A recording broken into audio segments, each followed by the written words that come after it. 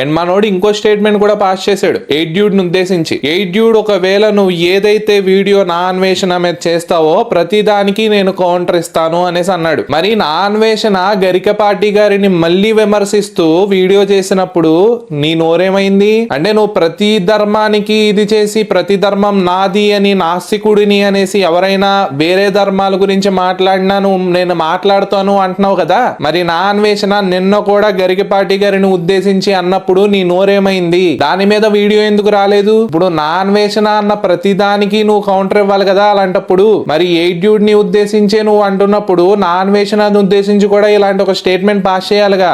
ఎందుకు చేయలా? ఎందుకంటే వాడు ఒక క్రిస్టియన్ కాబట్టి, నువ్వు ఒక క్రిస్టియన్ కాబట్టి ఇద్దరు కలిసి ఒక ధర్మాన్ని విమర్శించి, ధర్మం పాటించి ప్రశ్నించే వాళ్ళని కూడా విమర్శించి టాపిక్ డైవర్ట్ చేసి మొత్తానికి నా అన్వేషణని సైడ్ ట్రాక్ చేద్దామనేసి మాస్టర్ ప్లాన్ వేసేవి రావన్. చాలా బాగుంది.